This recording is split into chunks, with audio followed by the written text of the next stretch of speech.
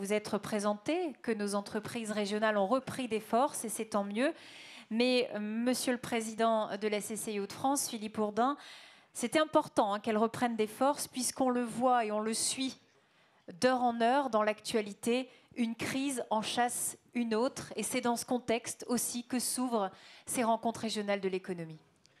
Oui, bonjour mesdames et messieurs, bienvenue à la CCIR Hauts-de-France. Bonjour à Cathy Verquin, notre partenaire de directrice régionale de la Banque de France, à Laurent Rigaud, président de la Chambre des métiers Hauts-de-France, et bienvenue à toutes les équipes qui vont ce soir plancher devant vous. Oui, c'est vrai que les RRE, bon, ça dure depuis une vingtaine d'années. On vous fait toujours un exposé sur la situation de l'économie de l'année précédente et de nos prévisions pour l'année future. On va le faire, mais on va faire en un premier temps, on va évoquer la crise en Ukraine. Vous ne comprendriez pas qu'on n'en parle pas. Donc on va évoquer cette crise parce que c'est vrai qu'aujourd'hui, diriger une entreprise, ça devient un métier compliqué puisque une crise en chasse une autre. On a eu la crise Brexit. C'est vrai qu'on a tendance à l'oublier, mais ça a été quand même extrêmement compliqué. On a eu la crise sanitaire, qui n'est pas encore totalement terminée. Et nous avons la crise Ukraine. Donc, on a pris l'habitude... Je peux continuer, oui, allez-y. cher, on a pris l'habitude, si vous voulez, d'intervenir sur la crise de Brexit. Nous avions créé une task force avec le Conseil régional, une task force avec l'État, une task force avec l'ensemble des représentants économiques. Nous avons travaillé beaucoup avec Laurent Rigaud, par exemple, avec Cathy Verquin aussi, pour servir les entreprises, pour être proactifs et aller plus vite qu'elles ne pourraient l'imaginer, de manière à servir et les entreprises et les territoires. Donc dans ce cadre, avant les RRE réels, je voulais faire une ou deux petites interventions, peut-être avec Laurent. Tout à fait. Laurent. Laurent, donc, effectivement, donc vous le dites, la relance d'une task force au service des entreprises pour être proactif avec l'ensemble des acteurs économiques. Par exemple, pour vous citer une action concrète qui sera menée dans les tout prochains jours, une campagne d'appel massive à destination des entreprises qui commercent avec l'Ukraine, mais surtout avec la Russie. Vous l'avez dit, on va recréer des liens forts aussi avec l'État, la région, c'est essentiel. Et puis avant d'entendre Laurent Rigaud, Philippe Ourdin, peut-être sur la dimension de solidarité, est-ce que le monde économique doit prendre sa part aujourd'hui ? Oui, je voulais revenir quand même sur la task force, si vous permettez. Je viens justement d'en discuter avec Xavier Bertrand. La task force, c'est un sujet concret. On sait travailler, on a l'habitude, parce que malheureusement, on doit servir les entreprises et malheureusement, elles sont relativement mises à mal. Donc il faut voir les sujets très précis et y répondre. Par exemple, une attaque potentielle en termes de cybersécurité. On en parle beaucoup dans la presse, c'est évoqué partout. J'espère que ça n'aura pas lieu, mais ça peut avoir lieu. Donc d'ores et déjà, nous sommes en train de former nos collaborateurs pour interpeller les chefs d'entreprise sur une attaque potentielle de cybersécurité. Et que faut-il faire s'ils ne se sentent pas à l'aise là-dessus ?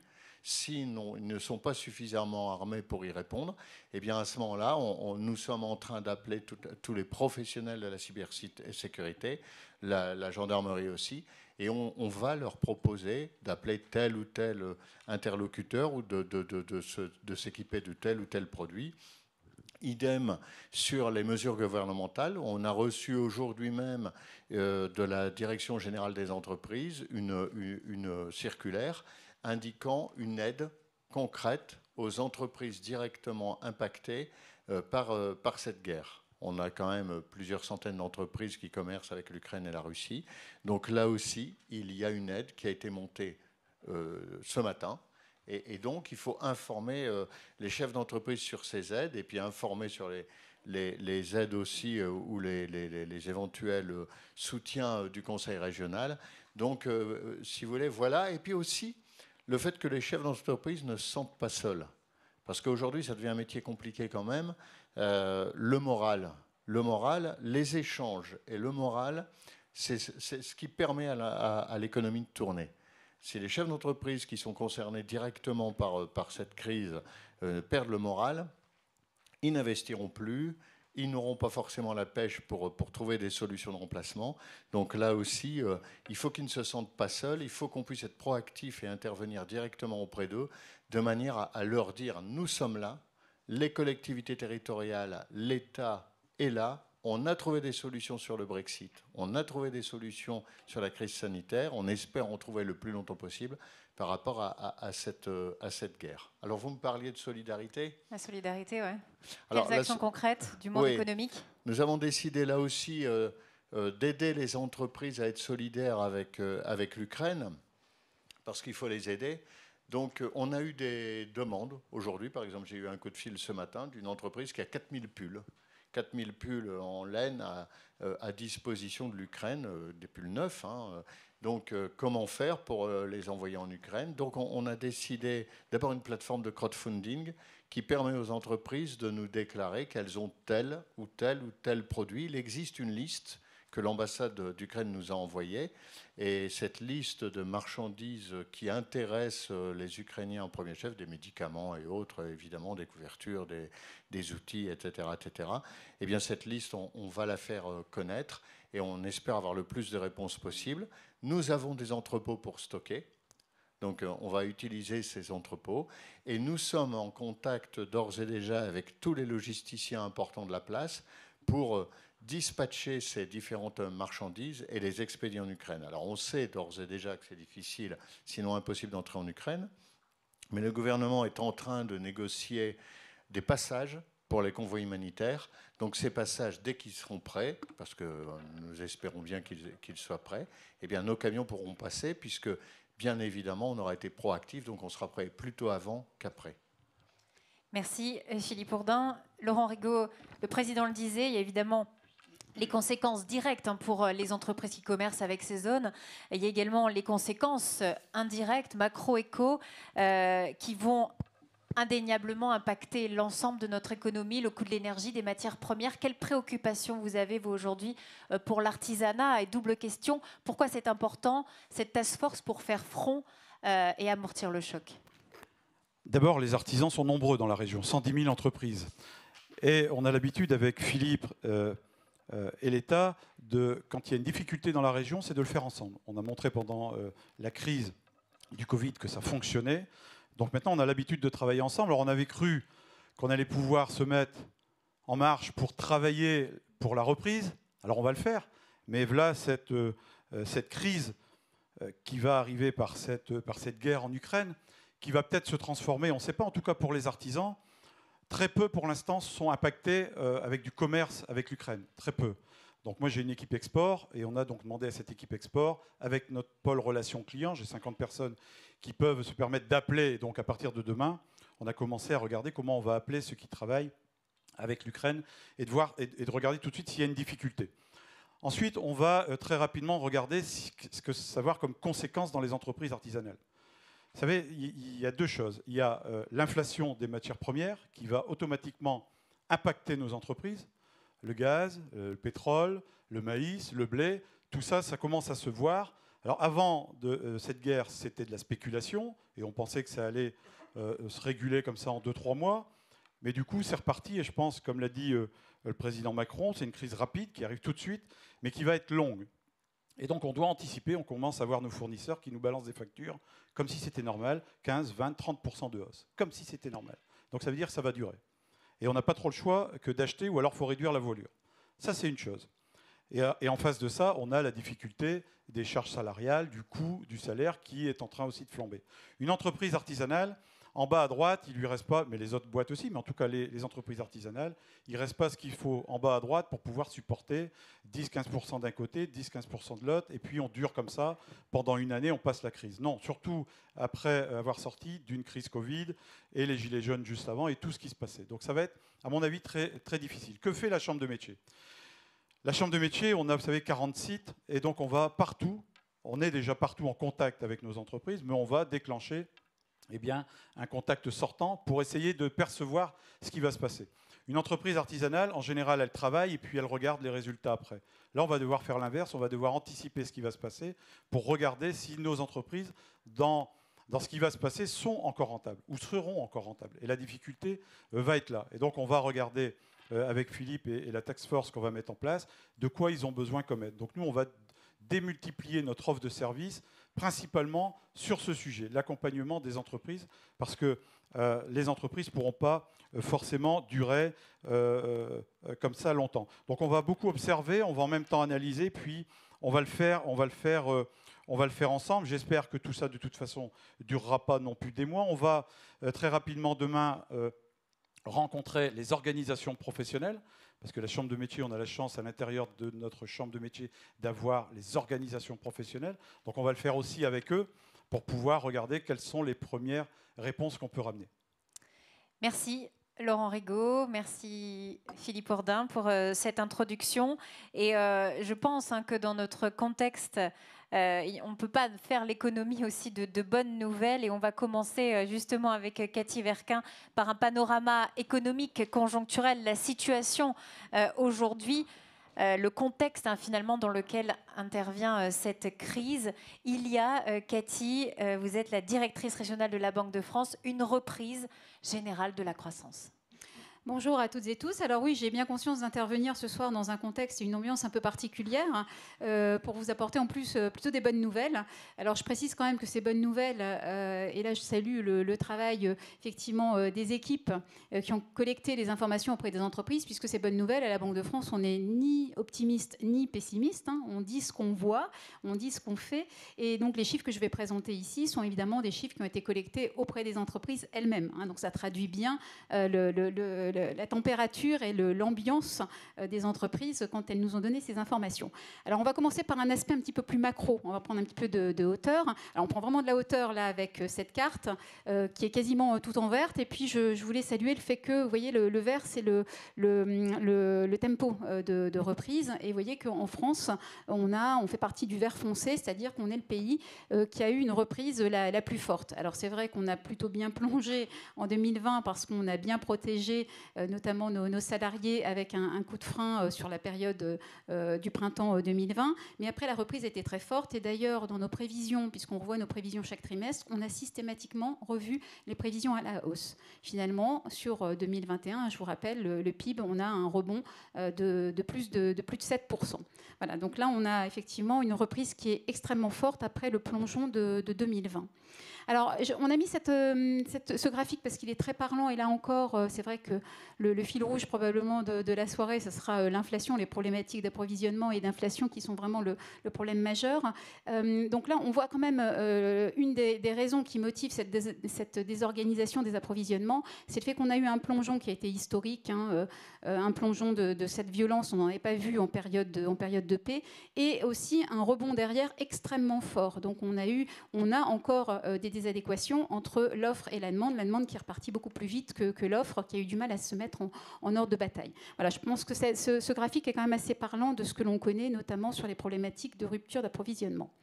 Et puis là, en synthèse, on a un petit tableau récap là, on est sur la zone euro, à la fois sur l'activité, la croissance, le PIB et l'inflation. Alors sur le PIB, vous voyez, on a des petits deltas en rouge parce que là, on est au niveau zone euro. La croissance a été un petit peu revue. Sur 2021, on est à plus 5,1 et puis 2022, on est à 4,2, tout simplement parce que quand les prévisions ont été faites, on a eu les vagues ensuite de Covid qui se sont enchaînées et donc ça a un petit peu tiré vers le bas la croissance. Mais j'insiste, en France, on a eu cette croissance qui a continué à s'accélérer sur la période de 2021. Et sur 2022, on s'attend à une croissance encore de rebond de 3,6%. Alors sur l'inflation, là par contre, c'est là où on voit le delta, puisqu'effectivement, on a une inflation qui est revue à la hausse, qui a été fortement revue à la hausse sur le dernier trimestre 2021. Alors c'est intéressant justement, au moment où on parle de gros risques inflationnistes, de comprendre les mécanismes de l'inflation. Alors effectivement, l'inflation en plus c'est notre sujet à nous, Banque centrale, puisque l'objectif majeur de la politique monétaire de la BCE et de la Banque de France, c'est de faire en sorte qu'on ait une inflation autour de 2% à moyen terme. Alors effectivement, vous l'avez vu, on a dans les zones monétaires des inflations qui ont dérapé, fortement notamment aux États-Unis. On est sur une inflation à 7,5% ici en début d'année. En zone euro, on est autour de 5%. Alors ce qui est intéressant, c'est de regarder la contribution dans ce 5%. On était plutôt habitué à avoir des inflations plutôt assez fortes dans les pays en développement et pas forcément dans nos pays avancés. Ici, vous voyez bien que le rouge, qui est donc la zone US, et le bleu, qui est la zone euro, on retrouve une inflation assez forte et une forte contribution à l'inflation mondiale. Alors, ce qui est intéressant, évidemment, c'est d'aller voir quelles sont les contributions dans cette inflation. Vous le savez, c'est essentiellement dopé par l'inflation qu'on voit sur les énergies et notamment sur le pétrole. Alors, ceci dit, par rapport à ce que l'on disait sur l'inflation, qui pour nous est probablement une inflation quand même temporaire, même si on a une bosse d'inflation qui dure, c'est de regarder ces deux courbes. D'un côté, vous avez le pétrole, évidemment, qui flambe. Et encore, si vous regardiez le cours du Brent aujourd'hui, il a encore flambé de manière plus marquée, avec les séquences géopolitiques qu'on connaît aujourd'hui. Par contre, sur le graphe de droite, c'est intéressant de regarder l'offre et la consommation de brut mondiale. Or, ce que l'on voit bien, c'est que quand vous regardez le niveau de consommation finalement en instantané aujourd'hui, la consommation n'a pas forcément flambé par rapport à ce qu'elle était avant la crise de Covid. Donc on voit bien qu'aujourd'hui, on est dans une phase un peu de désadéquation entre l'offre et la demande. Ce n'est pas la consommation qui a explosé. Donc très clairement, on a un pricing power qui est revenu du côté des fournisseurs de pétrole qui en profitent aussi pour se refaire un petit peu de marge après une période qui a été compliquée. Voilà, sur l'inflation, je reviens sur les contributions parce que ça aussi, en termes de mécanique, pour bien comprendre, quand on regarde la contribution, là on est sur l'inflation en zone euro, on voit bien la part énergie qui est prédominante, on commence à avoir la partie alimentaire puisqu'on a effectivement des matières premières qui ont eu leur prix, qui ont boosté sur les derniers mois. Ce qui est intéressant de voir, c'est que la partie service qui est en jaune, finalement, reste assez raisonnable dans la contribution à l'inflation. Parce que les services sont essentiellement drivés par le coût de la main-d'œuvre. Donc tout l'enjeu des prochains mois, voire prochaines années, ce sera de voir comment va se répercuter cette inflation sur l'énergie, les matières premières, donc essentiellement sur les produits manufacturés, mais comment cela va contaminer entre guillemets les services via notamment la hausse des salaires, via notamment les NAO. Donc ça, c'est un de nos sujets, nous, Banque centrale, de bien regarder quelle est la transmission de l'inflation, et la transmission de l'inflation, notamment pour qu'il n'y ait pas de boucle prix-salaire qui s'enchaîne avec un risque d'hyperinflation. Ça, c'est un de nos sujets de vigilance à nous, Banque centrale. Voilà, et donc là, vous retrouvez les contributions. C'est intéressant de voir ces contributions. Donc là, on est sur la France. Donc la France a une hausse de l'inflation qui est un peu plus modérée, mais on voit bien la contribution à la fois de l'énergie, de l'alimentaire et une contribution des services qui est somme toute encore assez limitée. Alors si on termine ce cadrage économique global, quels sont les ressorts actuels et futurs de notre croissance française aujourd'hui, Cathy ? Alors voilà, donc là j'ai un zoom sur la France. Donc ça c'est une enquête qu'on a rajoutée depuis la crise Covid. Donc vous voyez depuis le creux qu'on avait connu en avril 2020 où on avait perdu quasiment un tiers de notre PIB en instantané quand on a arrêté la plupart des entreprises. On est revenu à une base 100 en août-septembre. Donc il faut savoir qu'en août-septembre, on a retrouvé le niveau de PIB qu'on avait abandonné avant la crise Covid. Par contre, on n'a pas retrouvé le niveau de PIB qu'on aurait eu si on n'avait pas eu cette crise Covid. Donc on pense que les deux courbes vont se croiser courant 2022 avec le fait de retrouver un niveau de PIB qui sera du niveau qu'on aurait eu si on n'avait pas connu cette crise Covid. On commence d'ailleurs à dépasser, vous voyez, la base 100 depuis la fin de l'année 2021. Et puis un petit focus sur les ménages et sur la situation des ménages. Alors je vais peut-être plutôt aller sur le slide suivant qui est plus parlant. Vous le savez, on en a beaucoup parlé pendant cette crise Covid. Les ménages ont eu tendance à surépargner puisqu'il y avait une consommation empêchée. Donc là, vous avez la situation à la fin du T3 2021. Sur la fin 2021, on est plutôt sur une stabilisation de cette surépargne. Toute la question qui va maintenant qui va vraiment jouer dans les prochains mois, ce sera l'impact de la confiance. On a eu un choc d'offres, on l'a vu, entre une désadéquation entre l'offre et la demande. Aujourd'hui, par rapport notamment à la nouvelle crise qu'on connaît sur le plan géopolitique, le risque, c'est la transmission via le choc de la confiance. Puisqu'évidemment, nos prévisions que l'on a formulées pour 2022, 2023 et 2024, on a pris bien sûr des hypothèses pour faire ces prévisions. Et dans ces hypothèses, on a notamment la confiance des ménages qui est évidemment déterminante dans la consommation consommation et dans la croissance du PIB.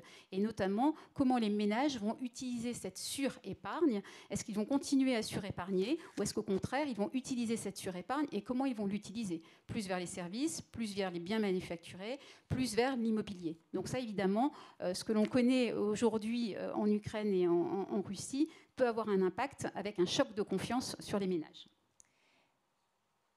Merci. Voilà, je passe la parole. Et je ne l'ai pas dit, merci beaucoup Cathy, on se retrouve dans quelques minutes, je ne l'ai pas dit, mais Grégory Stanislavski reviendra en détail sur les impacts économiques auxquels on peut s'attendre face à cette guerre en Ukraine. Micro et macro, il nous fera un résumé à la fin de ces rencontres. Pascal, le temps que vous installiez, je voudrais qu'on écoute un témoignage, puisque les 2 dernières années que vous venez d'illustrer, Cathy, et les chiffres qui ont été développés nous rappellent aussi donc, cette incroyable résilience des chefs d'entreprise. Illustration à travers le témoignage de Laurent Cardon, qui est agriculteur à Flesselles, et ça introduit très bien votre intervention. On écoute. Je suis agriculteur ici à Remocourt, dans le Saint-Quentinois. On produit essentiellement des grandes cultures, que ce soit de la betterave, toutes les céréales, du maïs, du colza et aussi du lin. Aujourd'hui, le gaz, l'électricité, le pétrole, en règle générale, nos charges ont augmenté de 10, 15, voire 20%, suivant certains produits, mais aussi, comme sur nos engrais, des augmentations de plus de 300%. On essaye d'ajuster, de moduler, d'être au plus près des besoins pour économiser au maximum sur nos intrants. Et de fait, on a mis en place des tas de solutions de conseil par tous nos services techniques, mais qu'elles soient aussi avec les moyens d'aujourd'hui, c'est-à-dire les mesures de biomasse par les images satellites, les analyses de sol poussées, qui peut nous amener aujourd'hui à une réduction d'azote de 10, 15, 20% pour combler nos augmentations et notre perte de chiffre d'affaires. Voilà, merci pour ce témoignage. Pascal Lampo, vous êtes la chef de service stratégie et prospective à la Chambre régionale d'agriculture. D'abord, première question, si on fait un bilan en 2021, quelle santé pour la ferme Hauts-de-France en 2021 ? L'enquête conjoncture qu'on a montrée indique que la santé des agriculteurs se porte plutôt mieux par rapport à 2020. L'année 2020, en effet, avait été une année vraiment atypique, avec des conditions climatiques particulièrement délicates, notamment une sécheresse au printemps, avec la crise sanitaire qui avait engendré des changements dans les habitudes alimentaires, notamment parmi la restauration hors foyer, qui avait diminué. Le collègue de la Chambre des métiers en parlera également sur l'aspect de l'hôtellerie-restauration. Donc des gens qui mangent moins à l'extérieur, c'est des gens qui consomment moins de frites, mais par contre plus de pommes de terre de consommation. C'est de la viande bovine qui est vendue dans les restaurants et on ne consomme pas forcément les mêmes morceaux chez soi. Donc des habitudes alimentaires qui avaient changé et du coup qui avaient un peu bouleversé les cours de nos entreprises agricoles, avec un boom aussi sur les circuits courts qu'on a pu constater pendant le confinement, qui s'est un peu poursuivi en 2021, mais dans une moindre mesure. Donc l'année 2021, pour les agriculteurs, était plutôt favorable. On voit une reprise de la branche agricole et alimentaire. Et donc là, en témoigne le graphique sur la variation de la production agricole qui est portée à la fois par une hausse des volumes et une hausse des prix. Les conditions climatiques aux États-Unis, en Russie, ont été particulièrement compliquées en 2021. Or, la Russie et l'Ukraine, dont on a parlé tout à l'heure dans le contexte, représentent à elles seules 33% des exportations de blé. On voit ici que notre blé a été assez dynamique l'an dernier. Donc pareil, des mauvaises récoltes de colza au Canada qui ont entraîné une hausse des cours du colza. Un peu moins bon forcément dans le domaine des fruits et des vins, mais qui sont moins représentés dans notre région avec les gels printaniers que nous avons connus. Donc globalement, 6 agriculteurs sur 10, mais ça c'était avant le contexte particulier que nous connaissons, nous avaient indiqué que leur situation était bonne ou plutôt bonne en 2021. Ces avis sont plutôt positifs du côté des productions végétales, sont beaucoup plus nuancés du côté des productions animales, puisque forcément, qui dit hausse des cours des céréales, dit hausse des cours de l'aliment. Donc pour les producteurs de porc ou pour les producteurs de bovins dans une moindre mesure, ça peut vite devenir compliqué quand ils sont pris en ciseaux entre des cours qui s'affaiblissent. La Chine avait connu un épisode en 2020 de peste porcine qui fait que son cheptel avait diminué. Le cheptel chinois s'est reconstitué en 2021, donc les cours ont chuté et les producteurs de porc se sont trouvés face à un cours de l'aliment qui avait fortement augmenté, donc un secteur en difficulté.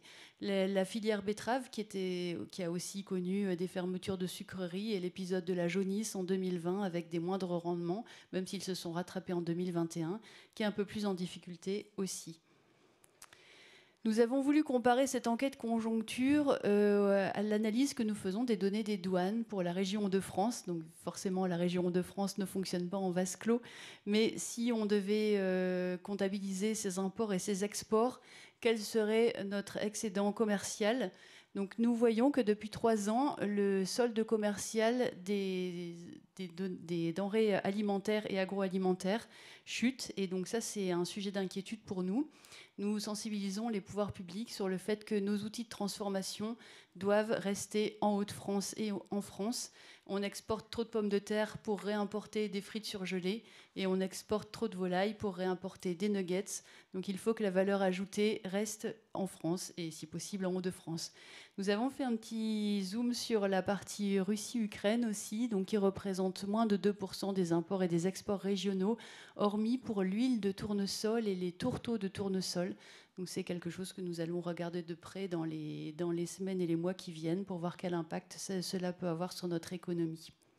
Si on regarde maintenant, Pascal, les perspectives 2022, on va voir un contexte, un ressenti des agriculteurs avec des préoccupations avant même l'ouverture de la guerre en Ukraine. Hein. Oui.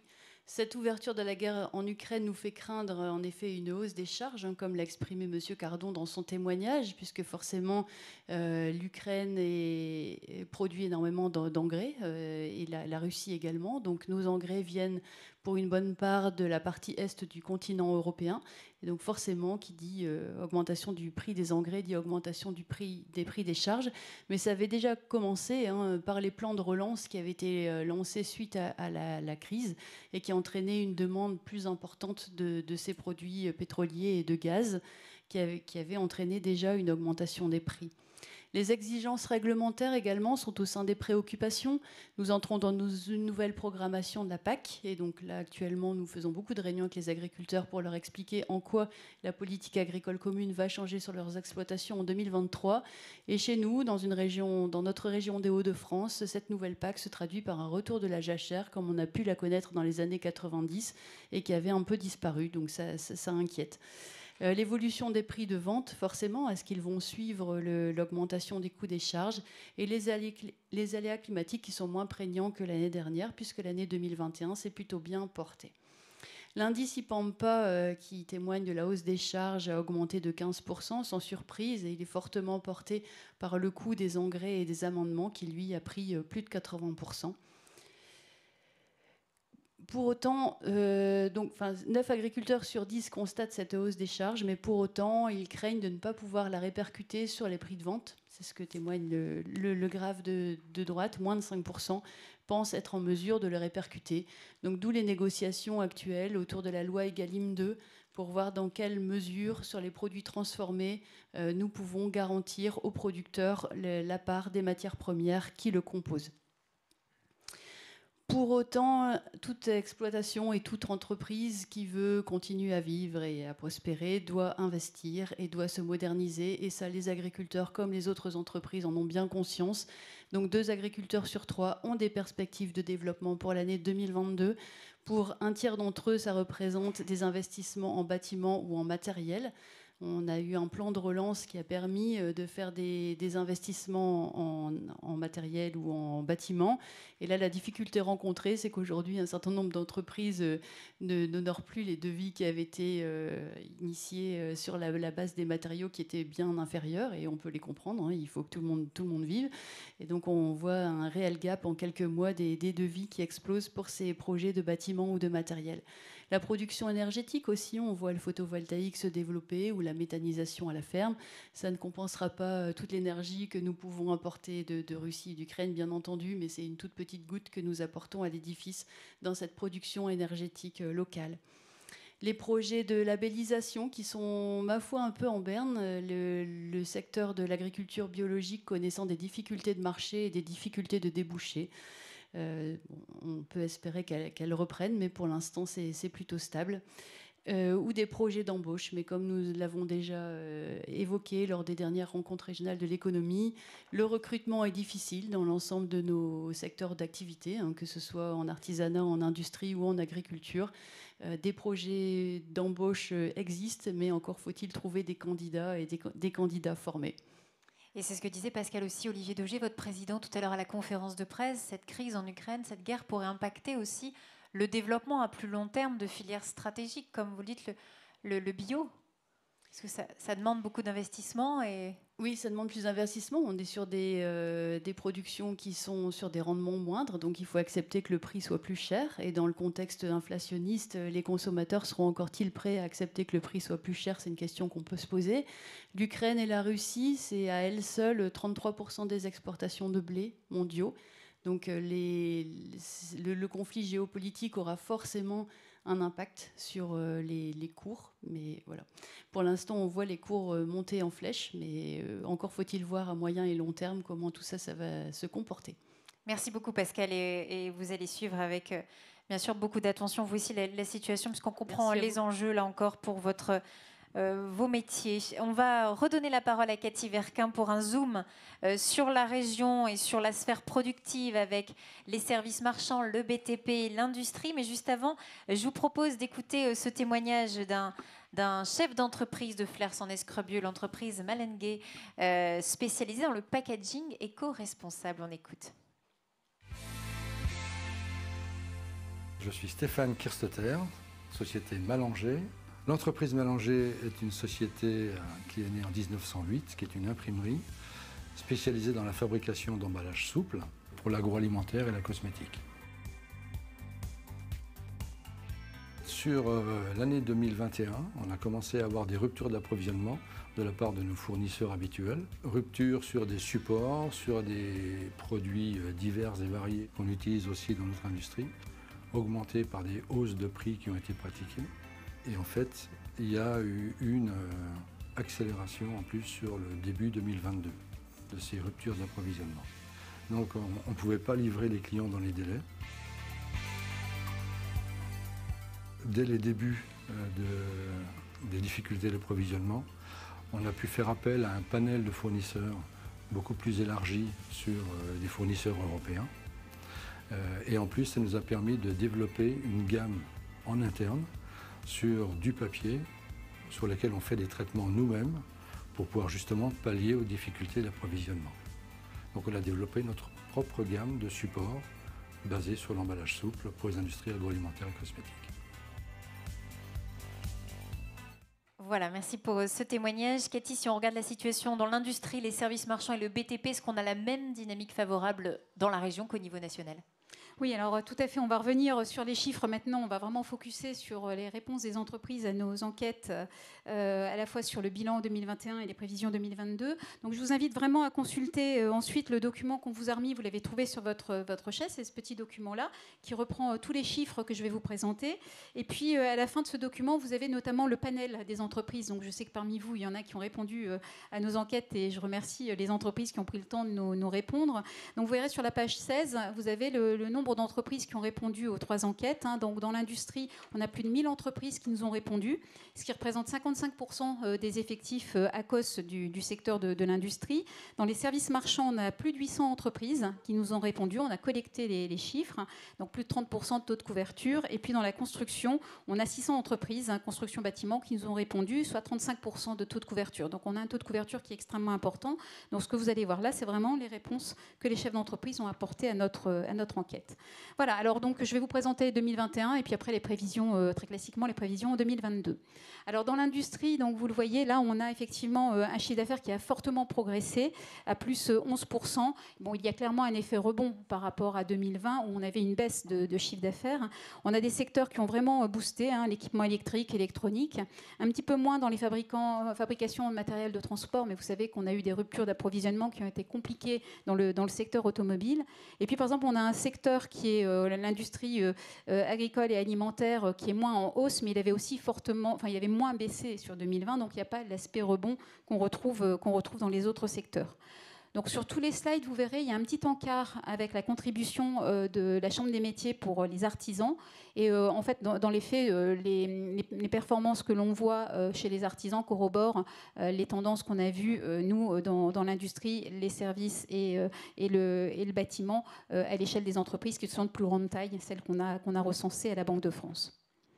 Alors, une variation des effectifs qui est un petit peu décevante. On voit là, on est à moins 1%. Alors, la baisse n'est pas énorme, mais c'est vrai qu'on est un peu déçu de voir ces chiffres.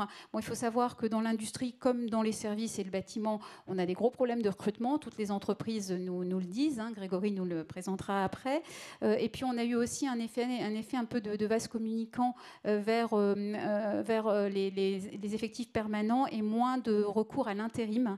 Notamment dans le secteur aussi automobile. Donc là aussi, on a eu des constructeurs, vous le savez, qui ont mis à l'arrêt des chaînes et donc il y a eu moins recours aux intérimaires.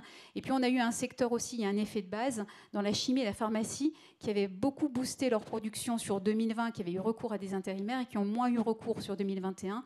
Voilà, donc tout ça explique qu'on a une évolution des effectifs qui est un petit peu décevante sur 2021.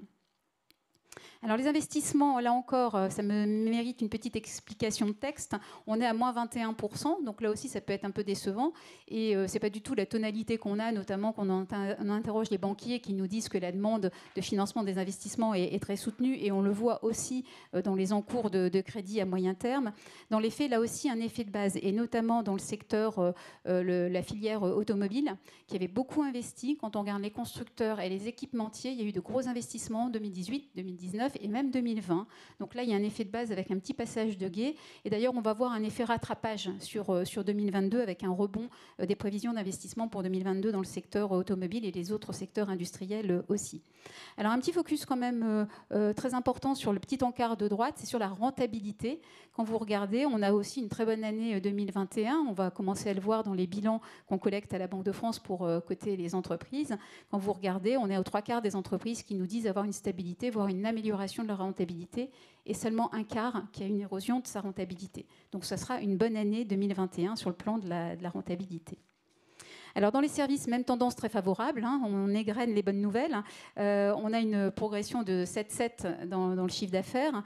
Après aussi une baisse sur 2020, même les services étaient en baisse. Et puis beaucoup de recrutement. Vous voyez, les effectifs progressent de 4% dans les services. C'est aussi un secteur qui se plaint d'avoir des problèmes de recrutement, mais on a effectivement des effectifs qui sont en belle évolution. Les investissements à la hausse, investissements importants, plus 20% de progression. Là, je fais juste un petit arrêt sur image. Il faut savoir qu'entre l'industrie, les services et le bâtiment construction, évidemment, c'est dans l'industrie qui est beaucoup plus capitalistique, où les volumes en valeur absolue sont beaucoup plus importants dans les investissements. Évidemment, on descend une marche en valeur absolue dans les services, mais quand même, l'effort d'investissement dans les services traduit bien la dynamique retrouvée dans ce secteur en 2021. Et puis, là encore, quand même point d'attention sur l'encart de droite. Vous voyez, la rentabilité, c'est encore mieux que dans l'industrie. On a plus de 80% des entreprises qui nous disent avoir une stabilité, voire une progression de leur rentabilité, et seulement 18%, c'est des records historiques, où seulement 18% qui ont une baisse, une érosion de leur rentabilité. Donc là aussi, une très belle année sur le plan de la rentabilité dans les services en 2021. Dans la construction, forte progression, plus de 10%. Dans la construction, on peut penser aussi qu'il y a déjà quand même un impact de l'inflation, notamment sur les matériaux. On en parlait tout à l'heure. On doit commencer à avoir un impact notamment sur les marchés publics. Vous savez que sur les marchés publics, il y a une indexation au pied de facture. Donc il doit y avoir un petit impact déjà de l'inflation sur le secteur en 2021, mais beau rebond après la baisse de 2020. Sur les effectifs, on est légèrement en baisse, mais aussi un petit effet de base et aussi un effet de swap, de vase communicant vers plutôt plus de permanents et plutôt moins de recours à l'intérim, parce que l'activité s'est confortée. C'est aussi un secteur qui a quand même beaucoup de mal à recruter, hein. Toutes les entreprises du bâtiment nous le disent. Sur les investissements, belle année en termes d'investissement dans ce secteur, hein, qui traduit bien la dynamique retrouvée. Et puis, là aussi, je salue quand même la rentabilité, l'évolution de la rentabilité. Le secteur du bâtiment, la construction, a longtemps enchaîné des années plutôt difficiles sur le plan des résultats. Et là, on a une très belle année 2021. Vous voyez, il y a 16% seulement des entreprises qui nous disent avoir leur rentabilité qui a été un petit peu malmenée sur 2021. Donc ça, c'est des performances aussi assez historiques en termes de résultats. Alors, sur les perspectives 2022, c'est vrai qu'on a été surpris en bien de ce que nous ont annoncé les chefs d'entreprise, parce qu'après le rebond qu'on a connu sur 2021, on a à nouveau une croissance très forte annoncée sur 2022 à plus 8%. Très clairement, on se doute qu'il y a aussi un peu une part d'inflation, c'est-à-dire qu'il y a un effet volume et un effet prix qui a été annoncé dans le chiffre d'affaires des chefs d'entreprise pour 2022. Sur les effectifs, vous voyez, après le moins 1% de 2021, on a des perspectives de recrutement. Beaucoup d'entreprises nous disent qu'elles veulent recruter sur l'année 2022. Et puis le fameux passage de guet dont je vous parlais tout à l'heure, hein, c'est-à-dire qu'après les moins 21% de 2021, on a des prévisions d'investissement qui sont très élevées dans les BP que nous ont annoncé les entreprises. Là, je vous donne un chiffre parce que parfois, plus 26%, ça ne parle pas. Dans l'industrie, on a regardé donc, les entreprises qui nous ont répondu, donc c'est à peu près une entreprise sur deux, hein, pour schématiser par rapport au taux de représentativité. Et ça représente quand même un budget global en valeur absolue de 1,8 milliard. Donc à l'échelle de la région des Hauts-de-France, dans l'industrie, on a 1,8 milliard annoncé d'investissement par les entreprises qui ont répondu à notre enquête. Puis vous voyez, vous avez encore une entreprise sur deux qui annonce une amélioration de la rentabilité, envers et contre tout, et en dépit de tout ce que l'on a pu dire, notamment sur les risques d'inflation et de hausse annoncés sur un certain nombre de produits. Dans les services, même chose, on a encore une belle progression d'activité, plus 4,2 sur 2022. Toujours des perspectives de recrutement assez sympathiques, hein, plus 2,5. Et puis alors sur les investissements, on marque un peu une petite pause, mais on avait eu une progression assez forte sur 2021.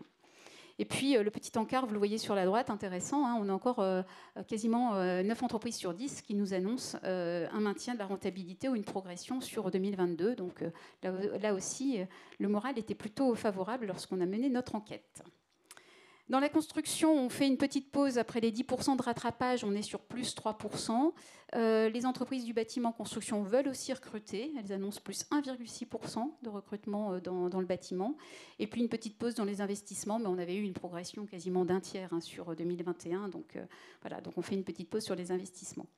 Alors si vous voyez les chiffres quand même par rapport aux qualitatifs qu'on a rajoutés dans nos enquêtes, hein, on voit qu'il y a seulement une entreprise sur 15 qui s'attend à une diminution de son carnet de commandes. Donc ça veut dire que l'essentiel des entreprises pensent que leur carnet de commandes va progresser sur l'ensemble de l'année 2022.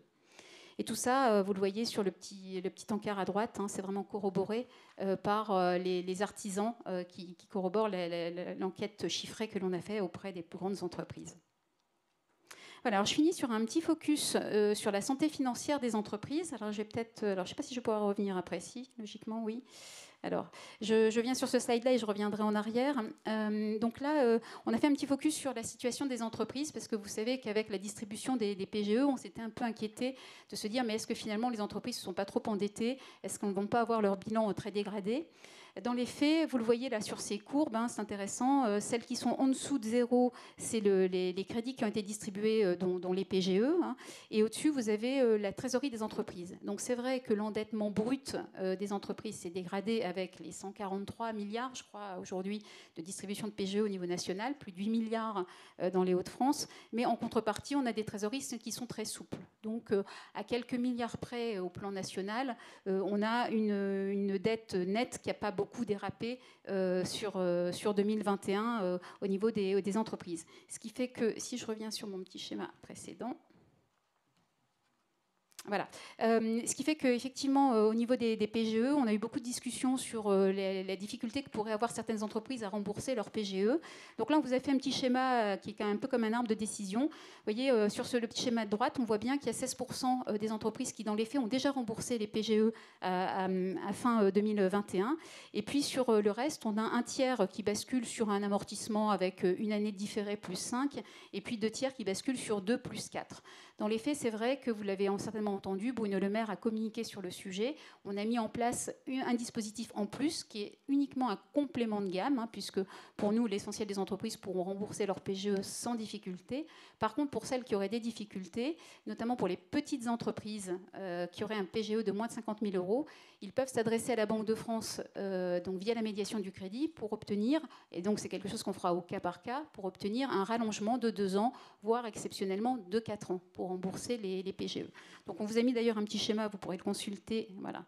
Non, on n'a pas mis de petit schéma, mais je pensais qu'on avait un autre schéma un peu plus détaillé sur les PGE. Voilà, bon, on vous le mettra dans la documentation, mais voilà, donc on a un dispositif qui est un complément de gamme à la possibilité des entreprises de rembourser leur PGE en rajoutant 2 ans, voire 4 ans. Merci beaucoup, Cathy Verquin, pour ce panorama très complet sur ces 3 services BTP Industrie. Pour faire un 360 complet, on va terminer par un focus sur l'artisanat et je vais demander à Julien Choquet de la Chambre des métiers de me rejoindre. Et pour introduire votre séquence, Julien, on va écouter le témoignage de Jean-Paul Paulet qui dirige la maison Paulet à Saint-Amand-les-Eaux. C'est une boucherie, charcuterie, traiteur. On l'écoute. Jean-Paul Paulet, boucher charcutier traiteur à Saint-Amand-les-Eaux, sur la grande place de Saint-Amand. Lydie m'accompagne. On fait 3 activités. Donc, la charcuterie est essentiellement pour 90% fabriquée par nous. On va dire que la principale, c'est les premiers confinements et ceux qui ont suivi d'ailleurs, où toute personne s'est fortement retranchée vers les commerces de proximité, ce qui était de très bon augure pour nous tous. À la sortie des confinements, c'est sûr que les gens ont vite repris leurs mauvaises habitudes, si je dirais, et commencé à repartir vers les centres commerciaux où la facilité pour eux est de tout avoir sur le même carré, le même parking. Par rapport au nouveau mode de consommation des gens, il faut aller vite, il ne faut pas attendre dans une queue, tout ça. L'idée du commerce des casiers nous est venue, en fin de compte, d'ouvrir ça à proximité de notre commerce et de proposer les mêmes produits que l'on a en magasin en libre service et au même tarif en plus de ça. On a pu remarquer que pour 80% des personnes qui viennent ici, c'est une nouvelle clientèle. Donc c'est des gens qui n'osaient pas franchir la porte de notre commerce. Ça a bien relancé notre activité depuis la fin des confinements, on va dire.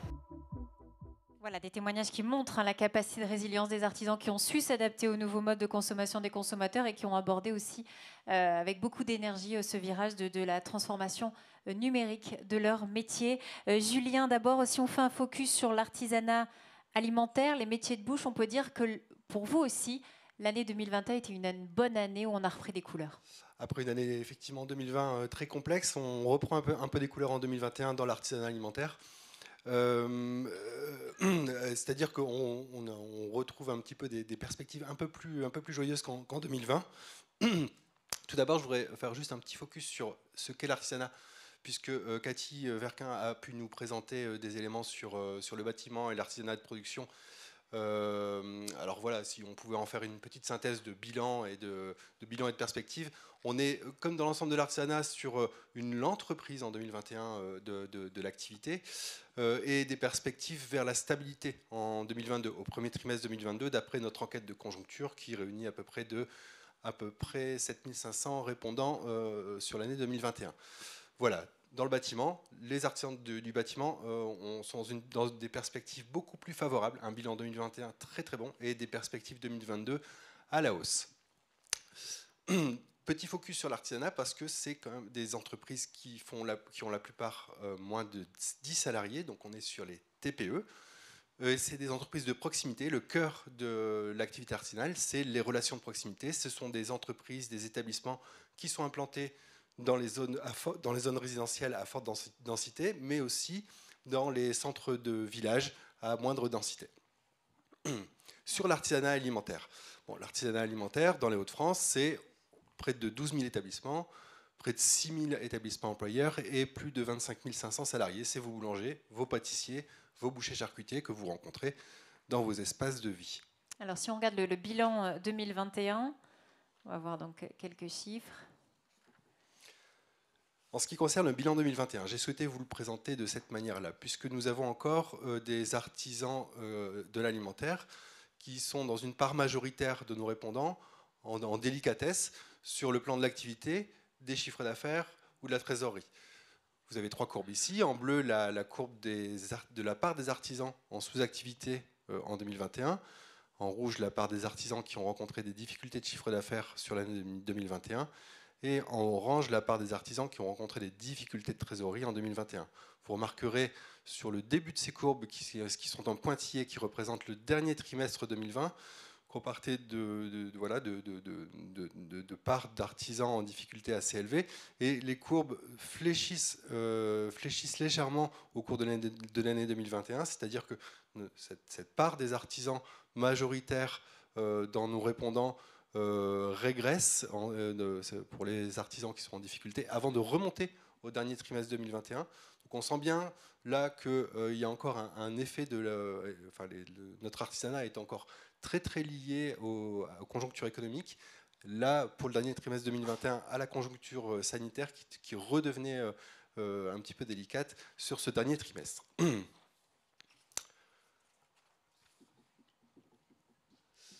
L'artisanat alimentaire, ce sont des commerces qui sont implantés dans les cœurs de vie, dans les cœurs de ville, dans les cœurs de village. Et ce qui est important, c'est aussi la fréquentation de ces établissements. On constate sur 2021 que plus d'un artisan sur 2 a constaté une baisse de clientèle au cours de l'année. Donc c'est encore une situation un petit peu délicate. On a souhaité un petit peu identifier plus précisément ces difficultés pour l'artisanat alimentaire en faisant une enquête flash en janvier 2022 qui se concentrait sur les artisans alimentaires qui étaient concernés par des activités de traiteurs ou d'événementiel. On leur a demandé s'ils ressentaient les effets de cette 5e vague épidémique sur leur activité. Ils sont 6 artisans sur 10 à avoir ressenti ces difficultés dans les activités alimentaires de traiteurs et d'événementiel. Et parmi eux, on en a 7 sur 10 qui ont dû composer avec des annulations de commandes. À un moment, ou les fêtes de fin d'année, où c'est vraiment une période très très importante pour eux.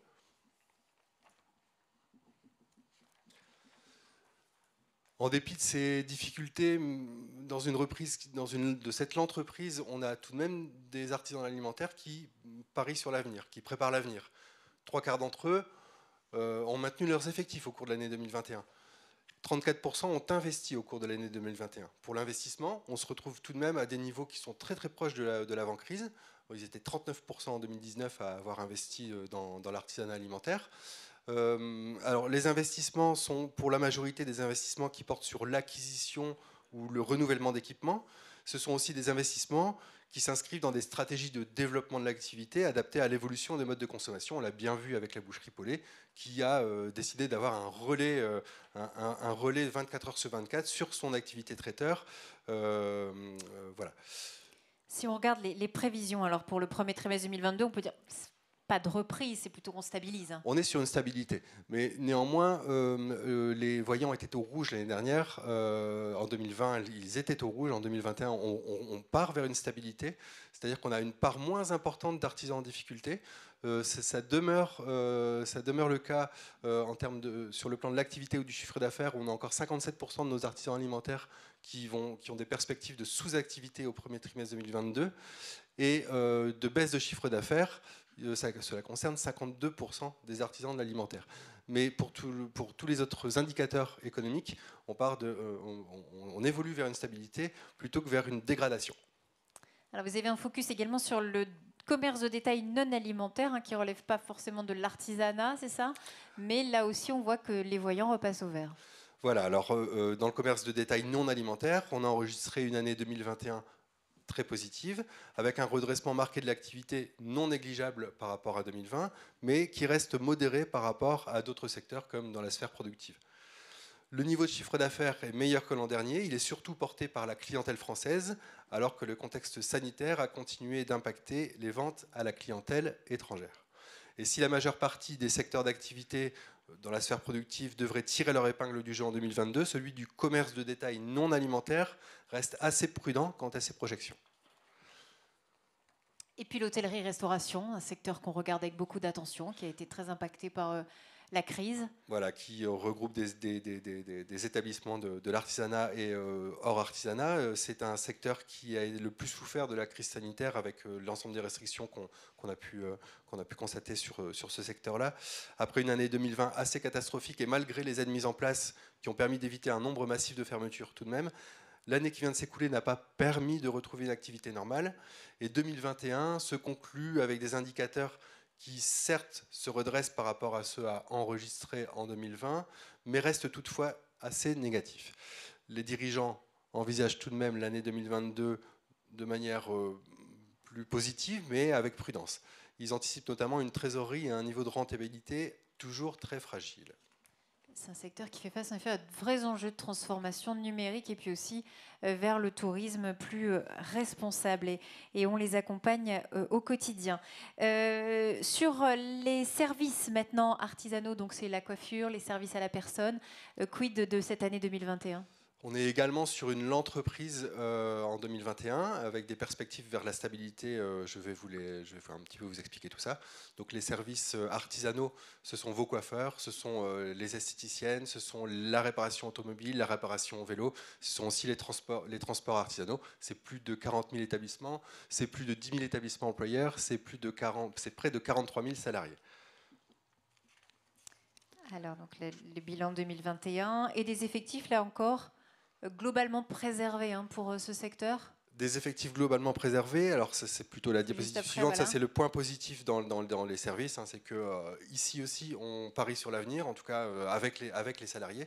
On a retrouvé un niveau de stabilité des effectifs équivalent à l'avant-crise de 2019.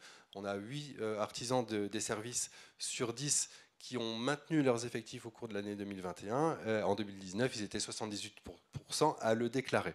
Je reviens vite fait sur le bilan quand même dans les services artisanaux. Je vous ai représenté les mêmes courbes, donc avec une évolution de la part des artisans des services en difficulté qui a considérablement baissé tout au long de l'année 2021. Il faut quand même noter qu'on était à 3/4 des artisans fin 2020 qui rencontraient des difficultés dans ces domaines-là. On arrive à moins de 50% au deuxième trimestre 2021 et on voit que ça repart à la hausse pour une part d'artisans en difficulté dans ces indicateurs économiques-là à environ un artisan sur 2. Ça s'est considérablement amélioré, on est vers une lente reprise, mais on sent encore que l'artisanat et des services et de l'alimentaire est encore très lié à une conjoncture au soubresaut de la conjoncture économique. En termes de bilan, de perspectives, pardon. Sur les perspectives, on est également dans l'artisanat des services sur une évolution vers la stabilité de leur économie au premier trimestre 2022 et aussi des difficultés en termes d'activité puisque 57% d'entre eux prévoient au premier trimestre 2022 une sous-activité et 52% prévoient une baisse de chiffre d'affaires pour ce premier trimestre 2022. Le reste des indicateurs économiques est plutôt à la stabilité. Et puis sur les effectifs, ça se passe toujours aussi bien, puisque 8 artisans sur 10 prévoient une stabilité de leurs effectifs. Et ce que vous allez surveiller à la Chambre des métiers, c'est évidemment, votre président le disait, c'était la confiance du consommateur. C'est un coup de frein qui pourrait impacter là, forcément vos différents métiers, d'où l'intérêt de les accompagner vers des transitions, comme on a vu dans le témoignage, pour s'adapter au comportement du consommateur. Merci beaucoup, Julien, pour votre présentation. Julien Choquet, ingénieur d'études à la Chambre des métiers. Et puis, on va terminer avec Grégory Stanislewski pour la Chambre de commerce et d'industrie Hauts-de-France et le directeur des études. Grégory, on va revenir sur l'économie réelle ensemble avec des grands indicateurs qui sont essentiels pour bien comprendre ce qui se passe aussi. Bonsoir à toutes et à tous. Donc effectivement, on a beaucoup parlé de la conjoncture, la consolidation de l'activité et de la reprise. Et je voulais illustrer ces propos et cette amélioration par par trois indicateurs qui me semblent importants. Premier indicateur, c'est l'indicateur de l'emploi que vous connaissez tous. Et les données URSSAF nous montrent qu'effectivement, la reprise a aussi bénéficié à l'emploi, un peu plus de 23 000 créations d'emplois. Donc on a rattrapé largement les pertes de la crise. Donc ça, c'est plutôt une bonne nouvelle. Et quasiment sur tous les territoires de la région de France. Quand on regarde maintenant les secteurs d'activité, vous le voyez, quasiment tous les secteurs en dehors de l'industrie, on le voyait tout à l'heure dans l'enquête Banque de France, qui a vu un recul encore de ses effectifs. Tous les autres secteurs ont connu une forte croissance, même l'hôtellerie-restauration, qui a été particulièrement en difficulté cette année, a vu ses effectifs augmenter de 3,4%. L'autre indicateur, c'est l'indicateur de la création d'entreprises, l'entrepreneuriat. La région Hauts-de-France a souvent été en bas de classement de la densité de création d'entreprises. Ces chiffres sont une bonne nouvelle puisqu'on assiste à un net rebond des créations. Plus de 62 000 créations d'entreprises ont été enregistrées, c'est 21% de progression. Beaucoup de micro-entreprises, mais en tout cas, l'esprit d'entreprendre est présent, bien présent dans la région. Le troisième indicateur important, parce que l'indicateur des défaillances. Nous craignons beaucoup de défaillances avec la crise Covid, je vous le rappelle. Fort heureusement, on a réussi à contenir ces fortes défaillances. On en a enregistré 1800 grâce aux aides, ce qui ne veut pas dire qu'il n'y en aura pas en 2022. Mais en tout cas, pour l'heure, les aides ont permis d'éviter le choc des défaillances. On enregistre une baisse de 17%. Alors voilà, sur ces indicateurs, lorsque l'on a réalisé cette enquête, c'était il y a un peu plus d'un mois, on était dans un contexte différent de celui d'aujourd'hui. On a interrogé 4000 entreprises au niveau de la CCI. Et on avait déjà identifié un certain nombre de freins, un certain nombre aussi de défis des entreprises. Et on s'était interrogé par rapport à ces problématiques sur est-ce qu'on n'irait pas vers une recrise à nouveau compte tenu de ces difficultés. Alors je vais vous livrer les résultats et ensuite je vous présenterai les quelques conséquences de la crise que nous connaissons, de la guerre en Ukraine. Alors, le premier frein à la reprise qui ont été identifiés par les entreprises, c'est tout d'abord l'augmentation des prix des matières premières pour plus d'une entreprise sur deux. Dans le BTP, c'est 77% et dans le commerce inter-entreprise, 70%. Donc on a effectivement, vous voyez, des goulets d'étranglement qui sont de plus en plus nombreux dans l'économie et tout ça nous apporte un certain nombre d'inquiétudes par rapport à la croissance. L'autre frein, ce sont les difficultés d'approvisionnement. Avec des pénuries dans tous les secteurs. On l'a vu dans plein de secteurs. On a beaucoup parlé du secteur automobile. Donc là, c'est 39%. L'enquête de la Banque de France montre que c'est 55% dans l'industrie et 52% dans le BTP. Donc c'est encore plus important.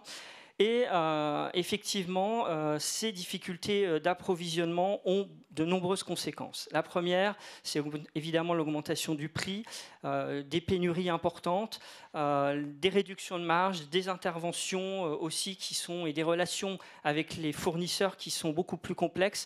Et donc, ces difficultés d'approvisionnement viennent au final aussi gonfler les prix. Troisième frein, la poursuite des mesures sanitaires, qui effectivement, si on ne sait pas demain comment le contexte sanitaire va évoluer, mais en tout cas, c'est encore une crainte des entreprises, et notamment des hôtels, cafés, restaurants, qui ont été les premiers impactés. Le coût de l'énergie, 29%. Alors c'est un taux qui paraît assez faible aujourd'hui, mais on est à 58% dans le transport et à peu près à 55% dans l'industrie, donc sur des taux extrêmement importants du prix de l'énergie. Et il est fort à craindre que ce soit un frein qui soit plus problématique dans les mois qui viennent. Enfin, cinquième difficulté, la hausse des coûts de transport, mais aussi les difficultés de recrutement. Là, c'est un quart des entreprises. Et sur les difficultés de recrutement, on en a, Cathy Verquin l'a évoqué tout à l'heure déjà dans les résultats, on a 3 secteurs qui sont particulièrement concernés. Le secteur du BTP, des transports et des services aux entreprises, où on est au-delà des 35%. Donc vous le voyez, plus qu'avant, on a des entreprises qui doivent s'adapter rapidement à un monde qui change, un contexte économique qui évolue, avec une remise en cause des fonctionnements, avec une stratégie à inventer, à modifier, à adapter régulièrement. Et on a des paradigmes économiques qui avaient été mis en place, qui aujourd'hui sont complètement bouleversés et challengés. Beaucoup de défis des entreprises. Je ne vais pas forcément rentrer dans le détail, vous en avez un certain nombre ici. Et parmi les défis, quand on regarde, c'est des entreprises qui doivent s'adapter. Et la crise Covid, en ça, a été vraiment un moteur, un accélérateur des mutations.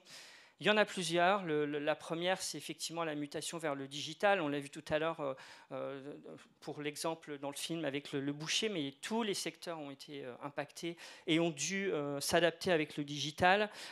Les modifications d'organisation du travail aujourd'hui sont devenues une réalité dans les entreprises. Le télétravail s'est installé, travailler différemment. Et on a aussi des entreprises qui s'adaptent, puisque par exemple dans l'hôtellerie et dans la restauration, il y a eu aussi des adaptations des horaires, etc. Donc il y a aussi un changement dans l'organisation du travail. Et puis la mise en place de nouveaux services qui est devenue indispensable. Enfin, sur les adaptations, il me semblait important de terminer sur la problématique des difficultés de recrutement et de montrer comment les entreprises aujourd'hui s'adaptaient. Il y a vraiment une modernisation et une évolution, une prise de conscience des entreprises de faire évoluer leur façon de recruter. Aujourd'hui, on a même des entreprises industrielles qui font des campagnes de pub à la radio pour attirer les jeunes dans leur métier. Donc vous le voyez, aujourd'hui, le recrutement sur les réseaux sociaux s'installe dans les entreprises. Il y a encore 2-3 ans, c'était encore quelque chose de peu développé. L'attention aussi à la qualité de vie au travail. Les entreprises ont pris conscience que c'était extrêmement important, notamment pour les jeunes générations qui sont beaucoup plus attentives à ce point. Les politiques aussi incitatives concernant les salaires sont extrêmement importantes. Et puis on a aussi le développement de l'apprentissage qui est aussi devenu quelque chose d'extrêmement important pour les entreprises. Donc sur les difficultés de recrutement, on a vraiment une agilité forte des entreprises de la région. Et ça, c'est plutôt une bonne nouvelle. Donc si on revient à ce slide, le président disait l'économie, c'est la confiance. On a différents éléments là qui viennent impacter directement cette confiance. Effectivement, 2021, reprise de l'activité, 2022, le début de plusieurs crises, effectivement. L'incertitude sur la pandémie, alors c'est vrai qu'actuellement, le Covid, on a l'impression que ça est parti, alors qu'en fait, il est toujours présent et que les incertitudes sont toujours là sur ces possibilités futures d'un nouveau variant. On n'a aucune certitude sur le sujet avec les possibilité éventuellement de le contenir. Donc il y a quand même cette épée de Damoclès qui est toujours là. On a parlé de l'inflation, où on a là aussi effectivement des indicateurs, on a des incertitudes. Les prix des matières premières qui évoluent, les approvisionnements. Et puis, le nouveau fait, la guerre en Ukraine. Alors, sur la guerre en Ukraine, qu'est-ce qu'on peut dire aujourd'hui sur les conséquences de ce qu'on peut constater par rapport à l'évolution qu'on va bien sûr suivre au fur et à mesure du temps.